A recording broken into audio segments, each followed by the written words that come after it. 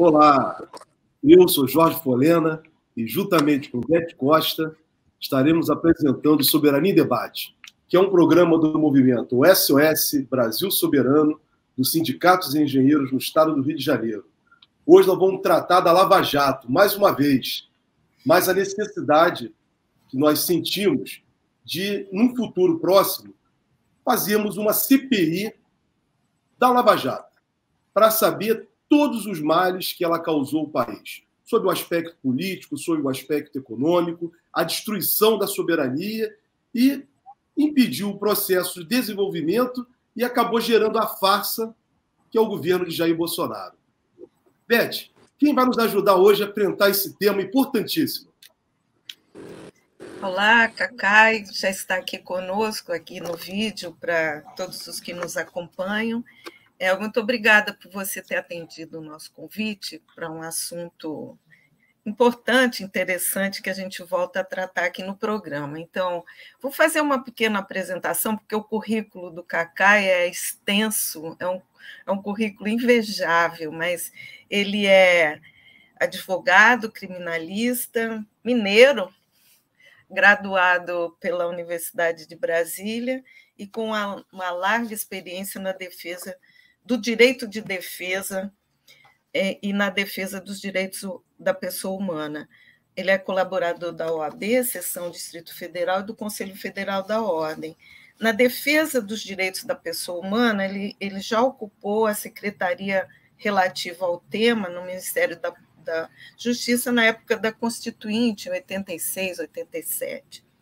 É membro do Instituto de Defesa do Direito de Defesa e do Instituto Brasileiro de Ciências Criminais, além de ser fundador do Instituto de Garantias Penais e do Movimento Antiterrorismo Penal. Então, como eu disse, ele é dono de um currículo invejável, mas o que importa aqui para o nosso tema hoje é que o fato dele ter sido advogado de 11 políticos e empresários investigados pela Lava Jato. Então, Cacai, seja bem-vindo. Obrigada mais uma vez por atender e nos acompanhar nessa conversa aqui hoje. Oi, Beth, Jorge, é uma alegria enorme para mim estar com vocês aqui. Eu acho que o mote desse programa é um mote que me instiga muito, porque eu, desde o primeiro momento, enfrentei a Lava Jato, ainda quando esse juiz era um semideus, junto com a República de Curitiba, e quando nós conseguimos as vitórias, que infelizmente conseguimos ao longo do tempo, imediatamente após o julgamento da parcialidade do ex-juiz Sérgio Moro no Supremo, a minha primeira manifestação foi exatamente nesse tom que agora eu tenho o prazer de ver o Jorge falar, que é a necessidade de fazermos o enfrentamento do que estava por trás de uma operação que claramente, eu digo isso desde 2015, se estruturou com um objetivo político.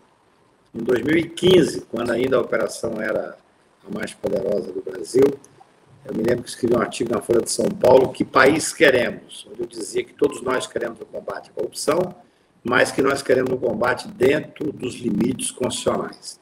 E aos poucos nós fomos demonstrando, aos poucos não, ao longo do tempo, o Brasil sangrou muito, com prisões desnecessárias. O meu sócio, o Álvaro, ele fez agora um belíssimo trabalho de mestrado na UNB, onde ele aponta, caso a caso, todas as prisões preventivas da Operação Lava Jato, e, na minha visão, eu estou prefaciando o livro dele agora, com evidente intenção de perseguir as delações para conseguir um objetivo político. Esse era o projeto da Lava Jato, era um projeto político, e que para eles deu certo no primeiro momento, porque eles foram os principais eleitores desse governo fascista que hoje aflige o país. Então, eu quero parabenizá-los por essa discussão. Eu acho ela necessária. Eu lembro que, quando terminou o julgamento, eu recebi vários repórteres pelo fato de eu advogar para, na verdade, mais de 30 pessoas na Lava Jato, empresas, e eu me lembro que a primeira resposta que dei foi o seguinte: está na hora agora de dar o segundo passo, que é descobrir o que estava por trás desse grupo que coordenou a mais nociva operação contra os interesses brasileiros. E, imediatamente, determinado ministro Supremo, assim que saiu a minha manifestações em alguns meios de comunicação, veio questionar dizendo, olha, só falta agora o advogado falar que tem que investigar os juízes e os procuradores. Nesse momento eu vi que eu tinha acertado claramente no alvo. Então, eu acho que isso é importantíssimo. Não pode ficar impune aqueles que a pretexto falso de cometer o crime, de combater o crime, o juiz não tem que combater crime, o que fizeram foi, na verdade, vários crimes, inclusive contra a Constituição Federal. Cacai, assim, vamos tentar montar uma linha do tempo, essa linha que teceu essa urdidura aí desse golpe, da Lava Jato, porque quando ela apareceu, foi formada lá em 2014, ela foi recebida com uma ambiência, uma conjuntura que né, pelos meios de comunicação, pela burguesia, pela opinião pública, como se fosse uma grande conquista da democracia brasileira. Mas a gente sabe que não foi bem assim como você já começou a dizer. Então, mas se a gente pudesse voltar no tempo, naquela conjuntura, ou até anterior, como você justificaria ela ter sido tão bem acolhida? É possível a gente fazer um julgamento, uma ligação do julgamento político do Mensalão com o processo de impeachment da presidenta Dilma e também com o início da Operação Lava Jato? Vamos explorar assim, um pouquinho mais da conjuntura que permitiu o surgimento da Lava Jato. Olha, a sua pergunta é interessante, ela remete a uma reflexão que eu me sinto habilitado para fazer, porque eu advoguei, inclusive, no caso do Mensalão, bastante. Meu cliente foi o Duda Mendonça, que foi absolvido, inclusive, no plenário do Supremo. Um dos poucos que foi absolvido. Naquele momento do Mensalão, era outra conjuntura. Ali houve uma tentativa de certa forma, vitoriosa por parte do Ministério Público e também por parte do Judiciário, de uma instrumentalização do Judiciário e do Ministério Público com o que eu chamo de espetacularização do processo penal. Naquele momento, houve uma criminalização não só da advocacia, mas especialmente da política. Era uma forma que você tinha de dominar os meios políticos do Brasil.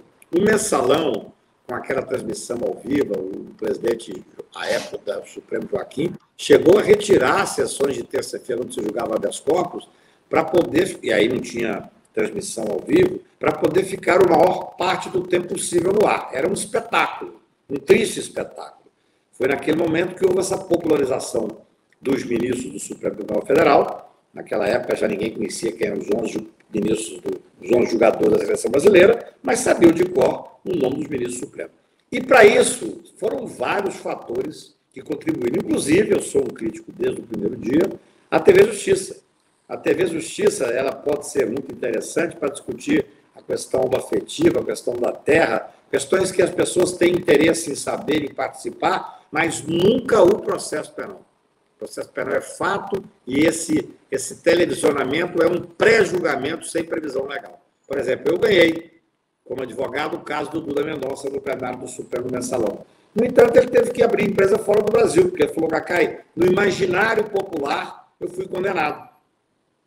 Então, ali começou a criar esse caldo de cultura da espetacularização do processo penal e da criminalização da política. Eu diria que há uma forma de passagem depois para a Lava Jato, mas aí a Lava Jato foi muito diferente.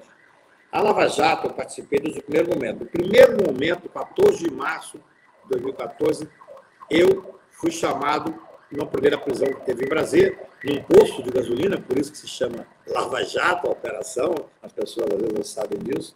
E naquele momento não existia nada muito interessante por trás. Posteriormente, eu fui advogado do Alberto Youssef, e o Alberto me disse que, eu falei com ele, se você fizer delação, é um direito seu, mas eu conheço parte da sua delação, posso presumir, eu não advogarei.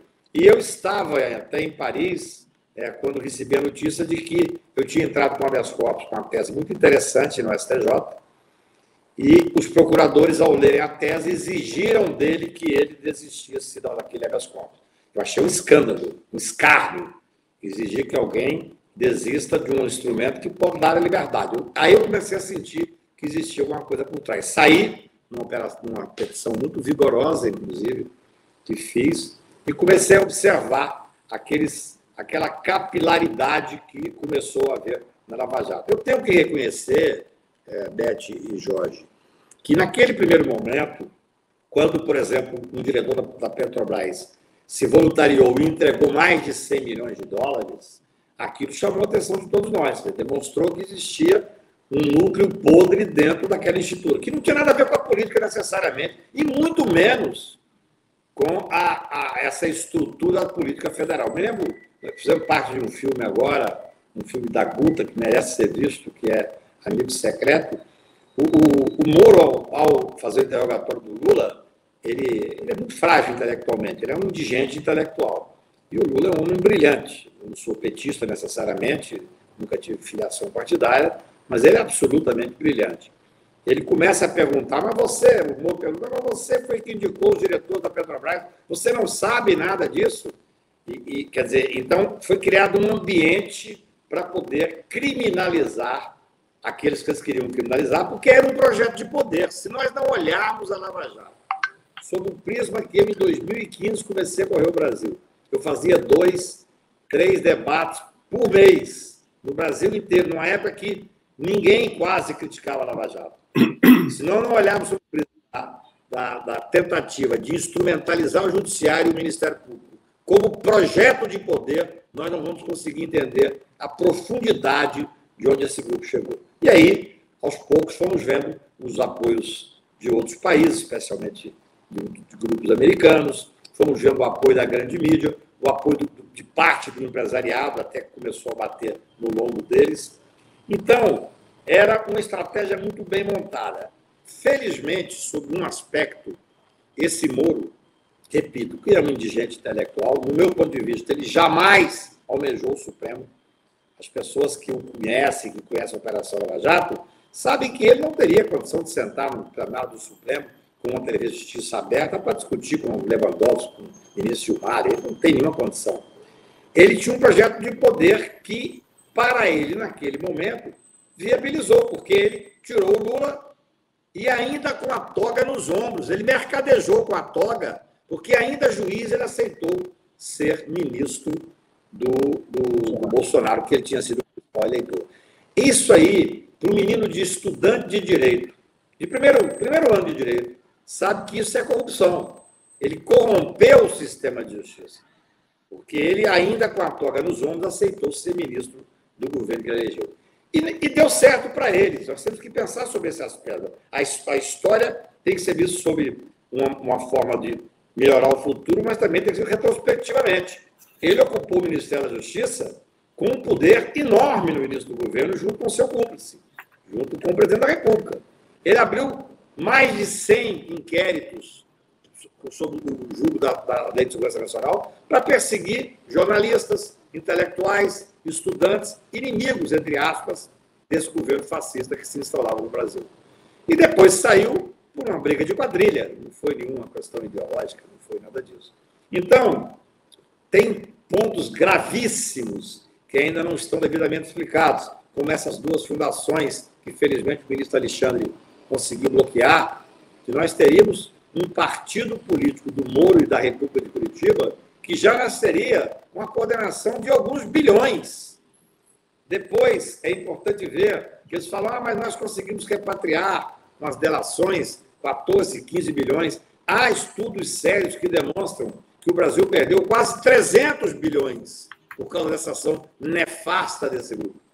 E sem contar a quebra absoluta da estrutura de uma área tão importante como a área das grandes empreiteiras do Brasil. Nós tínhamos orgulho do trabalho que elas faziam fora do Brasil. E a entrega do pré-sal. Quer dizer, quem foram as empresas que ganharam com isso? Tudo isso tem que ser feito nesse prisma que foi colocado no início aqui pelo Jorge. Nós temos que estudar para saber as consequências e o que estava por trás desta operação, desse grupo específico. É muito simples. Agora, as questões, eles são de uma incoerência histórica. Quando esses procuradores, coordenados pelo Deltan, levaram os tais 10 medidas anticorrupção, Nós fizemos vários debates na Câmara, no Senado, no Brasil inteiro, para mostrar que não tinha nenhuma medida contra a corrupção. Não tinha. Ali era para diminuir o escopo do habeas corpus, para tornar a prova ilícita com possibilidade de ser usada no processo ao contrário da Constituição. Então foram fracos em direito, que eles queriam mudar a Constituição por um decreto-lei, por um projeto de lei. É algo inacreditável. Mas a estrutura estava devidamente montada. E nada disso foi feito por acaso. Então, acho que é muito boa hora, e acho que ainda é oportuno. É o que eu digo sempre, assim, é tarde, mas ainda é tempo, né? De nós fazermos um debate aprofundado para entendermos onde estavam esses peões num tabuleiro de xadrez. Porque, na realidade, a dificuldade é que o tabuleiro é o mesmo. Mas eles, como são indigentes intelectuais, jogam dama. E nós pretendemos agora começar a jogar xadrez para entender realmente o que estava por trás deles. O Cacai, é exatamente isso que nós pretendemos com esse programa. É aprofundar esse debate, porque nós achamos, Cacai, hoje está muito claro, que a República de Curitiba era um peão, era algo menor nessa estrutura, bem menor. Por que eu estou me referindo a isso? É exatamente o que a Beth falou. O Supremo Tribunal Federal, né, em 16 de março de 2016, consentiu que o Sérgio Moro fizesse aquela divulgação da conversa da presidenta Dilma com o ex-presidente Lula, que gerou a tal da noite da balbúrdia. 16 de março de 2016 é antes do golpe contra a presidenta Dilma. Então, eu queria saber de você exatamente isso. A gente quer aprofundar, porque nós entendemos que isso tudo é uma ligação. Esse protagonismo judicial que vem sendo criado, desde o julgamento do Mensalão, como você colocou, e estamos, né, até o julgamento no Supremo Tribunal Federal, que definitivamente reconhece a suspeição e parcialidade do Sérgio Moro, então nós vimos que tudo isso é um conjunto. Então tem mais agentes. Como que você viu aquela noite da balbúrdia, né, o reconhecimento do ministro Teori Zavascki, mas simplesmente o Supremo só só assinalou, não tomou nenhuma medida. Você entende que o Sérgio Moro deveria ter sido afastado da Operação Lava Jato naquele momento? Deveria ter sido pedida a prisão preventiva dele porque ele praticou um crime? Como que você viu tudo isso? Porque aquilo tinha ligação com o impeachment. Eu participei daquela noite de algumas discussões, inclusive com o ex-ministro do Supremo, com o ministro, então, em exercício, estávamos num determinado local. Eu entendo que ali houve o Sérgio Moro induziu a erro o ministro Teori. Essa é a minha visão. Não caberia ao Supremo determinar a prisão preventiva e nem sequer um afastamento. Caberia um processo dentro do CNJ para responsabilizar o Sérgio Moro, que foi, infelizmente, houve uma leniência sobre esse aspecto. O que houve foi uma pequena admoestação ali, porque acho que ele induziu a erro. O Sérgio Moro criou uma história de que esse processo estava por trás, um grande processo de tráfico, e quando fala em tráfico, especialmente dos tribunais superiores, as pessoas ficam com os dois pés atrás. A gente sabe que aquilo era um jogo político. Eu tenho uma visão, claro, é muito mais fácil você olhar para trás depois que as coisas ocorreram, né? O Supremo Tribunal, eu nem vou dizer que foi extremamente leniente naquela época. O Poder Judiciário brasileiro é um poder que os processos até chegarem no Supremo Tribunal, eles demoram muito. Eu me lembro de uma frase do Gilmar, no momento em que existia várias prisões de 2 anos, 3 anos. Eu me lembro de uma frase do Gilmar, para mim, profética, onde ele fala assim: o Supremo Tribunal tem um encontro marcado com o excesso das prisões preventivas. Só que não podia haver bypass. É difícil as pessoas que não são advogados advogam no Supremo há 40 anos. Então, demorou muito a chegar no Supremo e depois nós sempre queríamos conhecer. Isso é um fruto de uma reflexão minha. Não sou dono da verdade. Os juízes, embora ministros do Supremo, são juízes e são humanos, às vezes demasiadamente humanos. Sofrem as mesmas pressões que quase todo mundo sofre.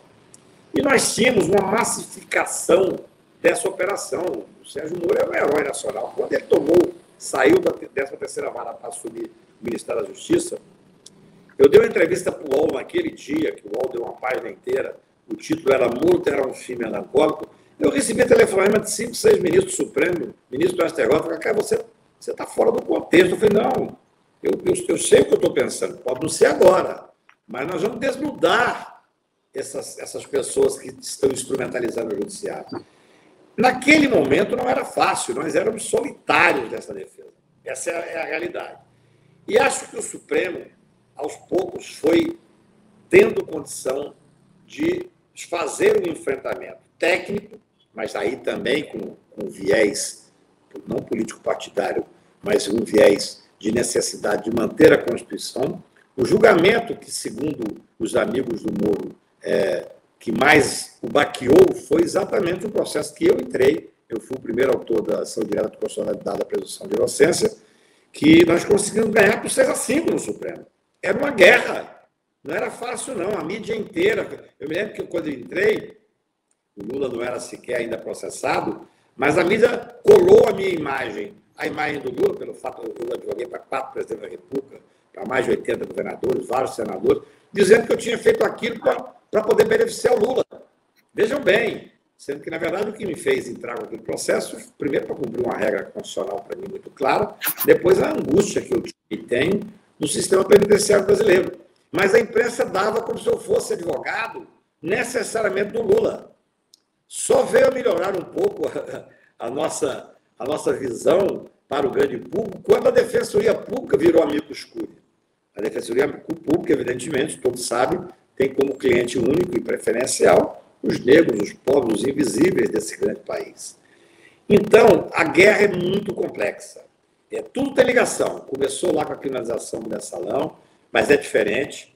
Nós chegamos depois nessa farsa que foi o impeachment da Dilma. Hoje, o ministro Barroso agora reconhece que não teve crime. O próprio Temer disse que foi golpe. Porque o impeachment, aí daria um programa à parte sobre isso, é um processo político-jurídico. Se você não tem as condições políticas para fazer o enfrentamento no regime presidencialista, você corre o risco de ser impeachmentado.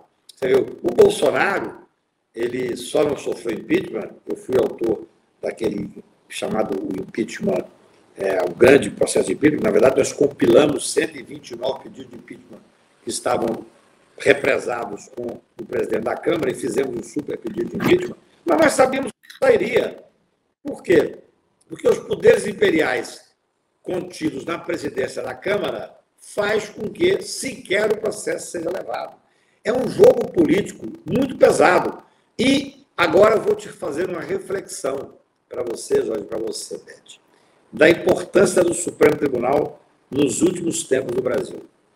Nós temos um presidente do Executivo completamente irresponsável. Um serial killer em matéria de crime de impeachment, um homem que cometeu diversos crimes comuns. Nós fizemos uma representação ao Procurador-Geral para que ele fosse denunciado por omissão pela responsabilidade da morte de pelo menos 1/3 dos 660 mil brasileiros.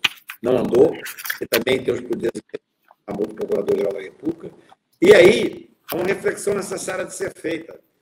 O Congresso Nacional capturou. Parte do Congresso Nacional foi capturado pelo Executivo. Nós não temos o Congresso Nacional à altura do momento que nós estamos passando. E vou dizer, sei que muitas vezes sou criticado por isso, o Supremo Tribunal tem conseguido manter a estabilidade institucional do país. O ministro Toffoli e o ministro Alexandre, a história fará justiça a eles, especialmente naquele inquérito chamado de... Eu estava no plenário do Supremo, dia 14 de março de 2019, quando o ministro Toffoli, presidente, determinou a abertura daquele inquérito. Eu fui questionar, não a abertura do inquérito, que é ótimo, é óbvio que ele tinha direito para abrir, mas o direcionamento, a distribuição para o ministro Alexandre, e ele me disse, há muita coisa acontecendo no Brasil, é importante que você, como advogado que tem voz, eu costumo dizer, Jorge, que o direito me deu de mais importante da minha vida foi ter voz. Poder falar com vocês aqui é uma honra e uma alegria enorme para mim. E é necessário defender que nós estamos sob uma pressão de quebra da institucionalidade. É o que nós vivemos hoje. Se o Supremo não tivesse agido como está agindo, faço sérias críticas, poderia ficar aqui 2 programas só com críticas verdadeiras e sérias aos ministros Supremo e ao Supremo Tribunal. onde nós tivemos, sem dúvida nenhuma, judicialização muito grande, o que fez com que eles tivessem uma postura extremamente, eu diria, até em alguns casos,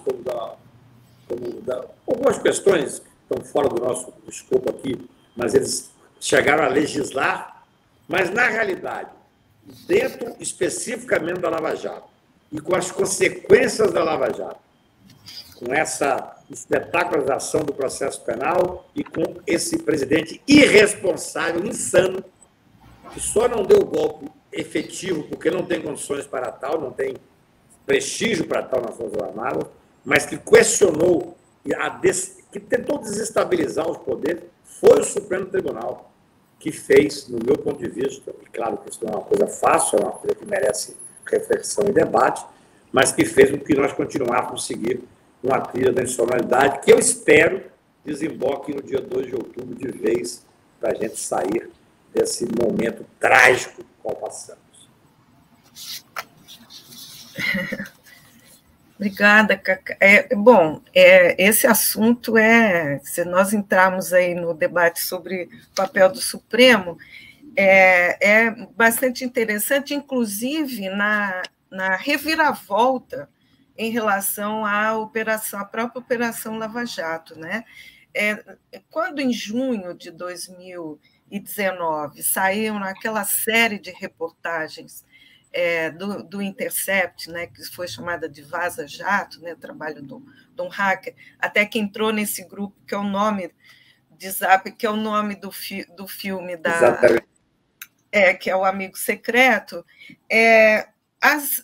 foi publicado, e eles inteligentemente procuraram os grandes veículos de comunicação, mas naquele momento esse tipo de vazamento foi absolutamente ignorado, tanto pelas forças políticas do momento, pelo Congresso Nacional e pela própria mídia que começou publicando os primeiros vazamentos, e depois se retirou tal a dimensão do que foi descoberto das irregularidades naquele momento. E essas irregularidades, a gente poderia hoje dizer o seguinte: o que estava faltando e o que está faltando ainda para essas pessoas serem punidas pelo que foi revelado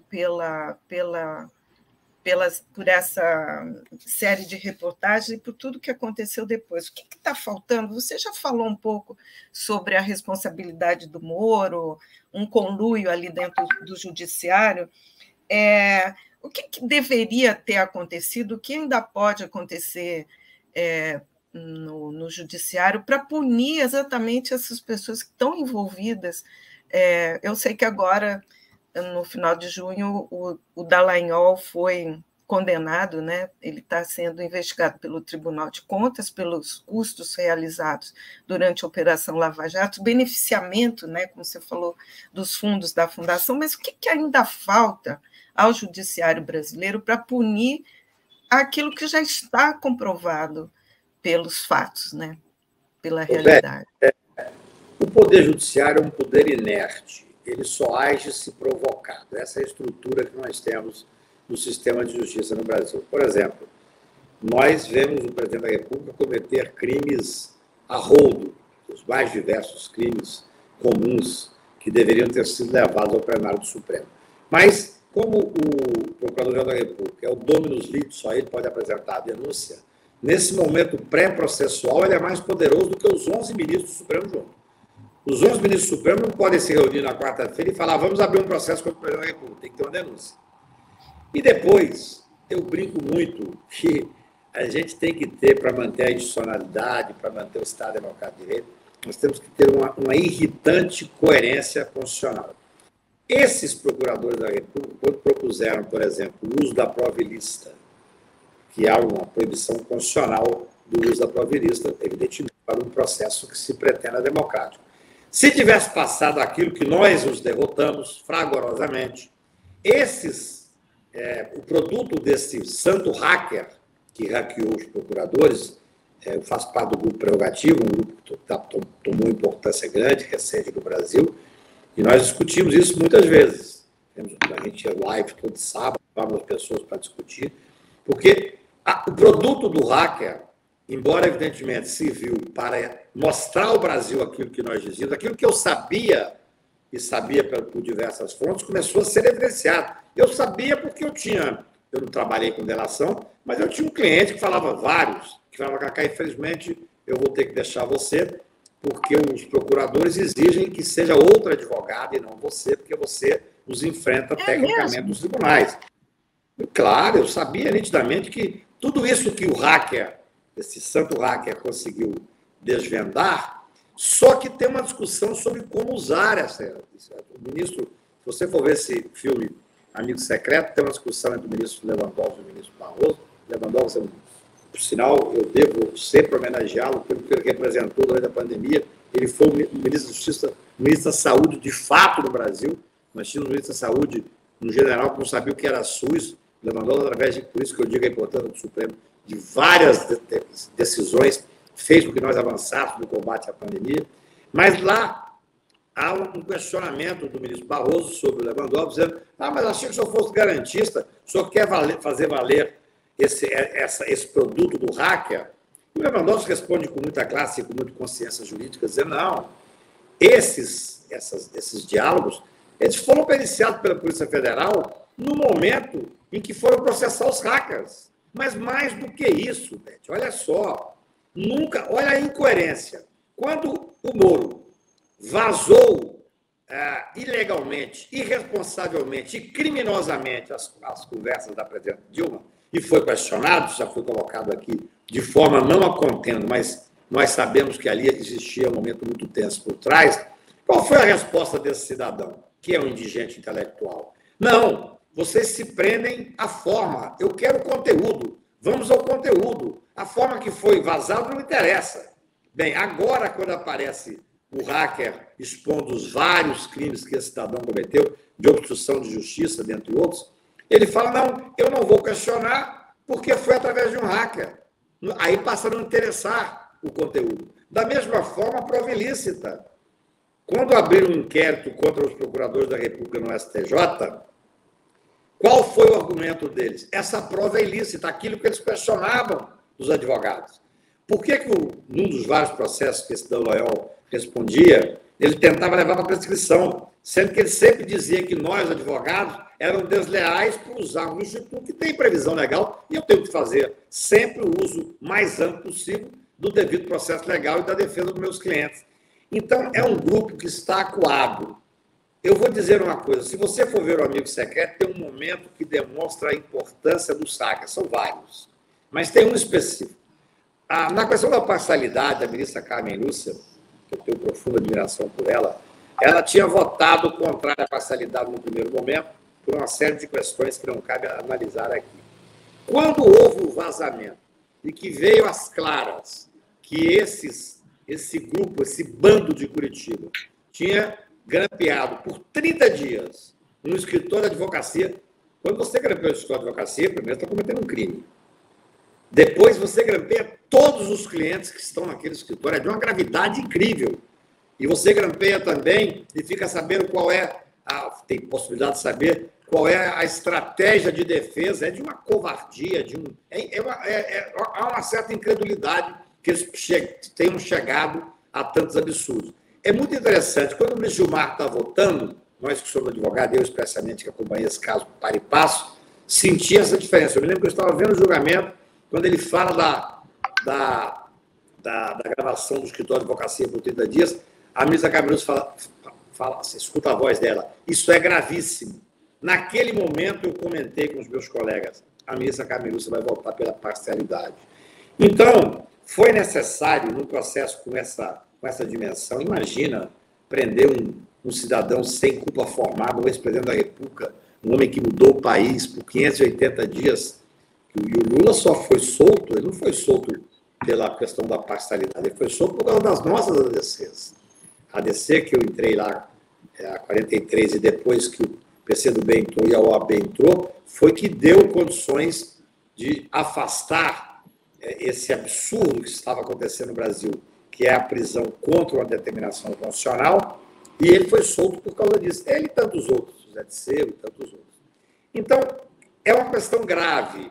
Eu penso que está se criando condições para levar adiante uma investigação muito séria, várias investigações. Você lembrou uma, o TCU já condenou o Deltan e vários outros responsáveis pela corrupção da Lava Jato por apropriação indevida do dinheiro público.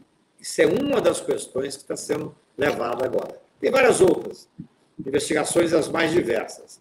O que é necessário é que a gente tenha o cuidado, e eu escrevi sobre isso desde o primeiro momento, que a gente tenha o cuidado de garantir a eles todo o devido processo legal que eles não garantiram aos nossos clientes e à população brasileira e aos cidadãos que foram investigados e julgados por ele. Para que nós não cometamos um mesmo erro. Quando abriu um processo, o ministro Humberto Martins, presidente do STJ, abriu um processo contra os procuradores, eu me lembro que começou a surgir um burburinho em Brasília. Brasília é uma cidade, para quem mora lá há tanto tempo, você tem que saber olhar e saber escutar, é uma cidade um pouco perigosa. Me ligou um procurador, um repórter, dizendo assim, Cacá, é um burburinho de que serão presos os procuradores. O que você acha? Eu disse, sou contra. Por quê? Ficaram perplexos, acharam que eu teria, pelo fato de eu ser um crítico quanto mais desde o início, eu falei, não existe contemporaneidade.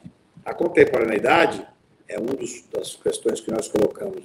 Quando nós derrotamos fragorosamente o projeto anticrime do Moro, que era uma falácia, nós conseguimos colocar, nós que eu digo é a sociedade brasileira. Eu tenho um grupo, com muito orgulho, e gosto muito desse grupo, de os 15 deputados federais e os 10 criminalistas, que durante todo esse período se reuniu na minha casa 1 ou 2 vezes por mês para discutir, esmiuçar e enfrentar esse pacote punitivista que o Moro apresentou, que nós derrotamos completamente.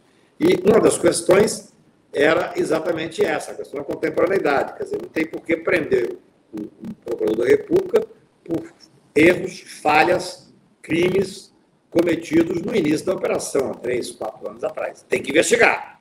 Tem que dar a eles, inclusive, aquele que foi a maior derrota deles que nós impingimos, quando eu fiz essa ação ADC 43, que é a presunção de inocência, e o trânsito em julgado. O trânsito em julgado, as pessoas muitas vezes não entendem, é uma presunção constitucional com outra pétrea.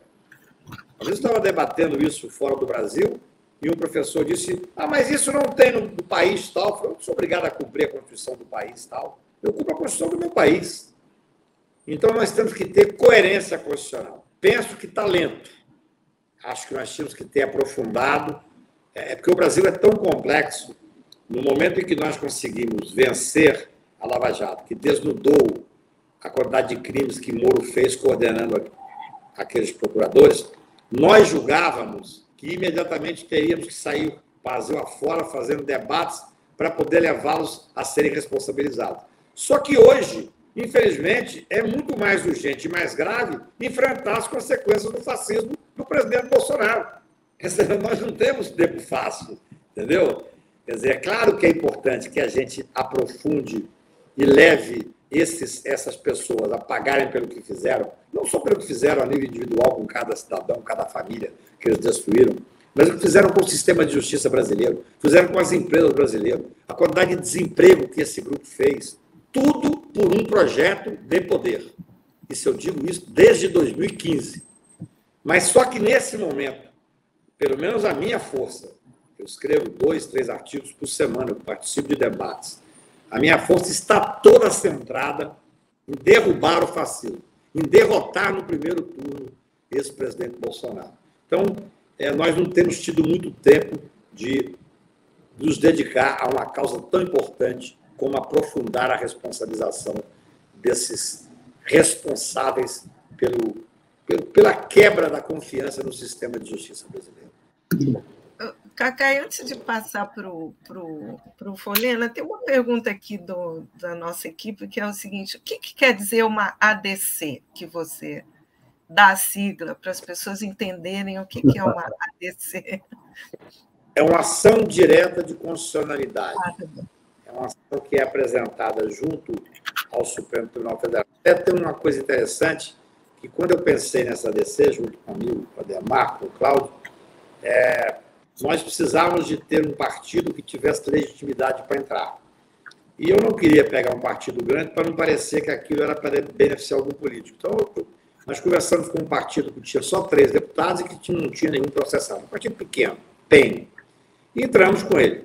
Passou o tempo e o Bolsonaro resolve candidatar a presidente da República e resolve para o PEN. Quando ele falou que ia para o PEN, ele já não gostava de mim, porque ele me procurou para advogar para ele, eu disse que não advogaria para ele, disse sentado pessoalmente com ele, respeitosamente, mas disse que não advogaria para ele.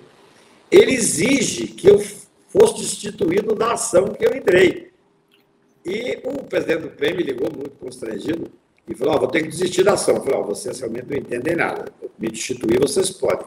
Desistir da ação não, porque é uma ação indisponível. Então eu entrei como amicus curiae numa ação onde eu era o autor.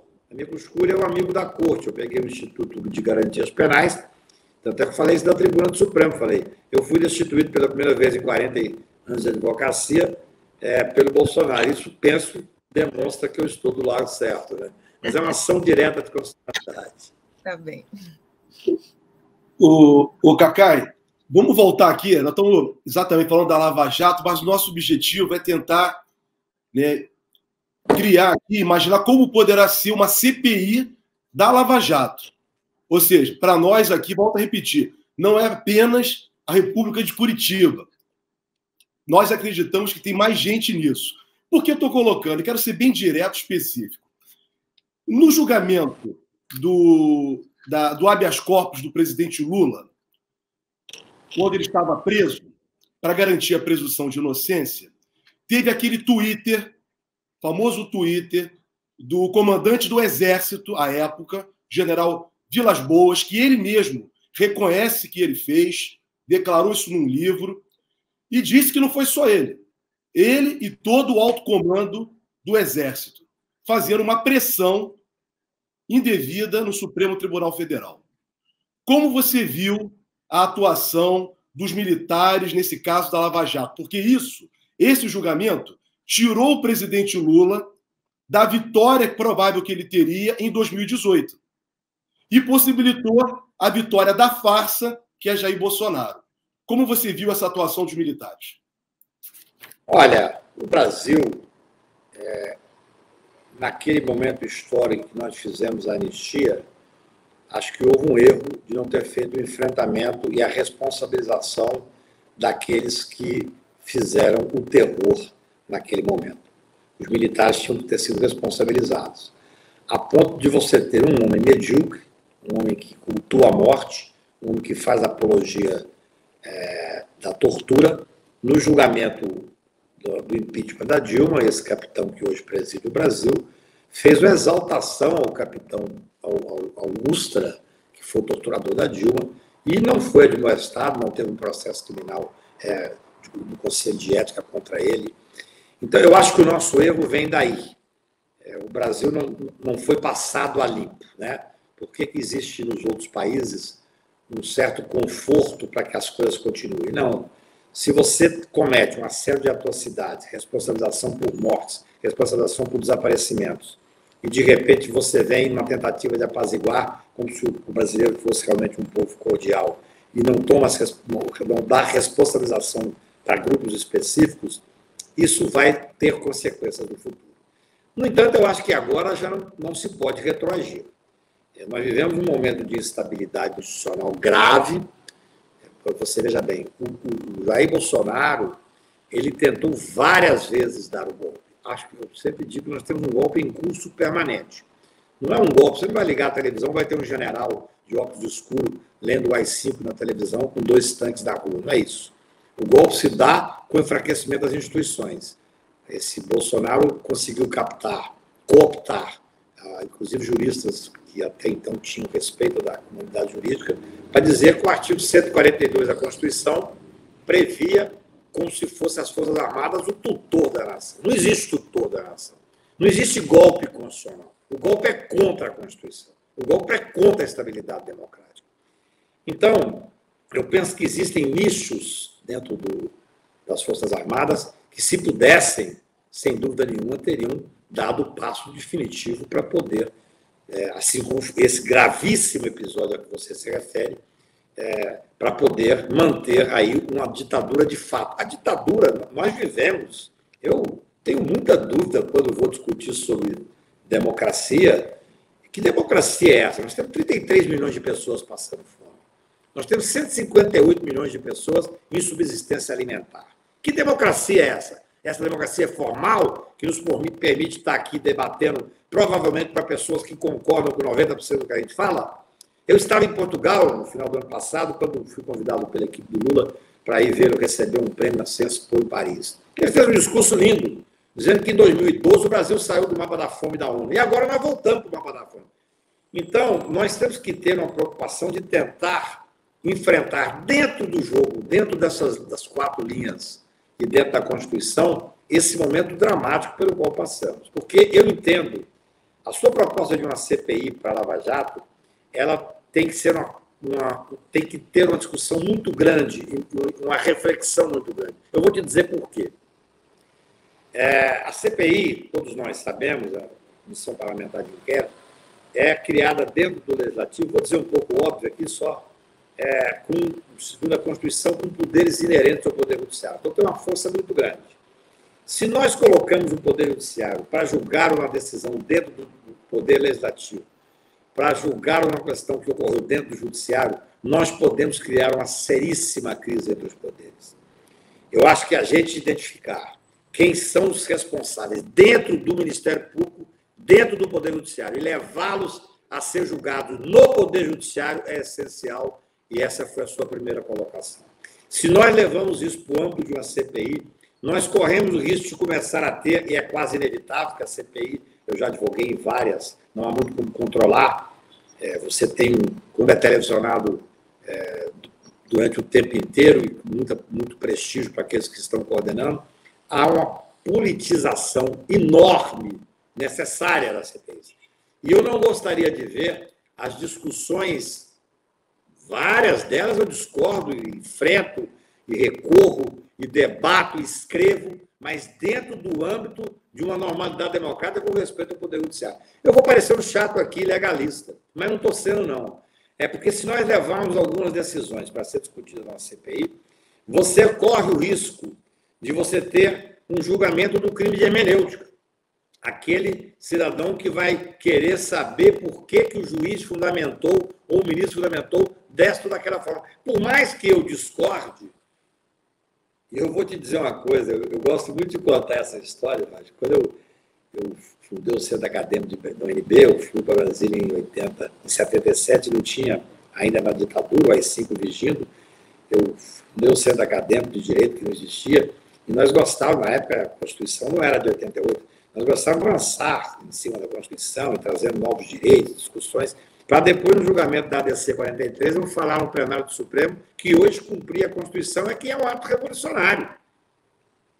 Então, eu penso que nós temos que ter muito cuidado. Eu entendo a sua colocação, acho que é justo que nós façamos essa discussão mais aprofundada, mas eu não gostaria, por exemplo, da hipótese de desdobrar para uma CPI do Supremo Tribunal Federal, porque aí sim nós teríamos uma quebra perigosa da institucionalidade. Eu sou um crítico vigoroso, por exemplo, do ministro Barroso, embora o respeite, tenho carinho por ele, nas questões criminais. Sou um crítico por escrito de várias vezes e também nos processos diretamente. Entrei com habeas corpus contra quando ele suspendeu o indulto, que eu entendia que o indulto era de exclusividade do Presidente da República. Entrei com habeas corpus coletivo contra ele, contra um ato dele. Porém, você veja bem, o ministro Barroso, enquanto presidente do Tribunal Superior Eleitoral, teve uma importância fundamental na contenção dos avanços desse fascista presidente da República. O Tribunal Superior Eleitoral chegou a apresentar, coisa completamente inaudita, coisa que não existiu na história do Brasil, uma representação criminal. Isso é gravíssimo. As pessoas não se aperceberam disso. Os 7 ministros do Tribunal Superior Eleitoral, que é um tribunal evidentemente importante, são 3 do Supremo, 2 do STJ e 2 advogados, chegou a apresentar uma notícia de crimes contra o presidente da República. Será que seria possível levar isso para dentro de uma CPI? Não sei se eu consigo me fazer entender. Eu tenho uma preocupação de nós perdermos os limites constitucionais. Você sabe qual é hoje a minha maior preocupação? É de manter as instituições preservadas até as eleições, por isso é que eu tenho escrito já há quase um ano sobre a necessidade de ganhar no primeiro turno, porque essas instigações de quebra da institucionalidade, de questionamento da votação, ela se dará muito mais fácil no segundo turno. No primeiro turno, vão ter sido eleitos vários ligados ao presidente da República, os 2 filhos dele, governador ligado a esse fascismo. Então, é difícil você questionar com esse grupo que ganhou. No entanto, se ficar uma eleição solta, apenas os 2, nós teremos questionamento.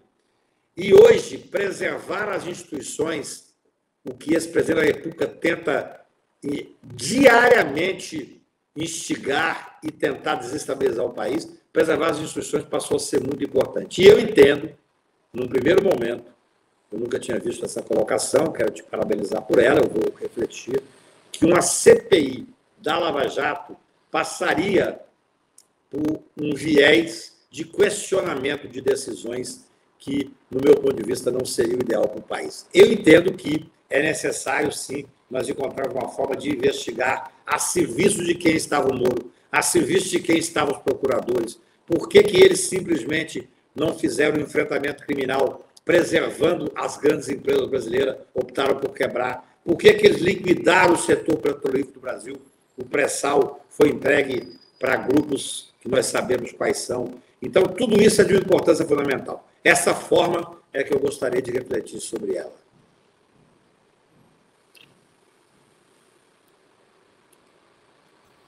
Eu quero fazer só, então, baseado nessa sua fala, uma última pergunta, porque nós estamos aqui aproximando para o nosso final.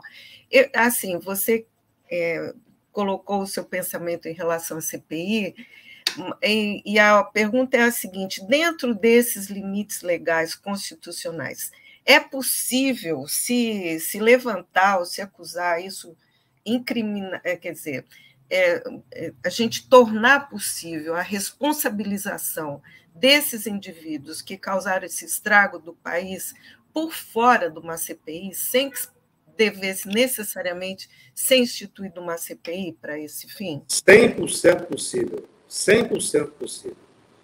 Uma investigação independente sobre o porquê dessa estrutura de poder que eles montaram, isso está sendo feito, de certa forma. Quando o Supremo Tribunal está investigando essa fundação, por que veio essa fundação, o Ministério Público, o doutor Aras, que todos nós temos críticas ao fato dele ter se tornado um zagueiro de primeira linha a favor desse governo em alguns crimes pesados, como o de homicídio, que nós, em nome da OAB, levamos a ele. Por outro lado, ele fez um enfrentamento extremamente técnico e corajoso desse grupo do Mensalão. Tanto é que eu sofri muita crítica quando julguei da necessidade da recondução dele pelos grupos de esquerda, mas eu dizia o seguinte: olha, eu conheço a Procuradoria, eu sou só advogado, não faço mais nada na vida, sou só advogado criminal.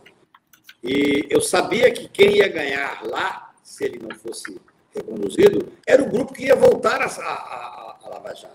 Essa era a discussão interna do MP. E, para mim, o que a Lava Jato fez no Brasil tem que ser investigado e tem que ser responsabilizado. Então, o trabalho do doutor Aras, fazendo um trabalho técnico, eu me lembro que nós o convidamos para fazer uma parte da live que a gente faz aos sábados, que chega a ter até 700 mil visualizações lá do Grupo Prerrogativas, foi quando ele falou pela primeira vez do que representava inacreditável. A Lava Jato era uma procuradoria própria, instituição própria. Eles se julgavam superiores ao próprio Ministério Público. É como se existisse um Ministério Público do B. Então, não tenho dúvida que todas essas questões estão sendo investigadas. É porque, na realidade, não é fácil fazer esse enfrentamento. Eu sei da frustração que se dá. O Poder Judiciário, repito, como é um poder inerte, ele depende o quê? Das OABs, ele depende das instituições da sociedade civil e depende fundamentalmente da estrutura do Ministério Público para poder fazer, já que o Supremo diz que eles podem ter investigação, e da Polícia Federal para poder fazer a investigação. É óbvio que essas pessoas que usurparam os poderes para poder cumprir um projeto político que tinham, têm que ser responsabilizados. É plenamente possível que seja por fora da CPI. Eu até digo, viu, carinhosamente, Beatriz, é a coisa que eu penso. A CPI da pandemia, que paralisou o Brasil, naquela época nós estávamos dentro de casa, vários de nós em isolamento, e criou sua expectativa muito grande, todo mundo via aquilo como se fosse um filme. Eu me lembro de eu ser chamado a falar com os senadores, iam na minha casa, eu conversei com vários, dizia, ou vocês mudam a estrutura da legislação, para que possa ter uma queixa subsidiária, porque o Procurador-Geral da República não vai denunciar criminalmente o Presidente da República. Vocês mudem dentro da Câmara dos Deputados, para que possa ter impeachment, porque estão surgindo vários crimes de responsabilidade e isso tem que ser levado adiante. Ou então vai ser uma frustração por falta de efetividade.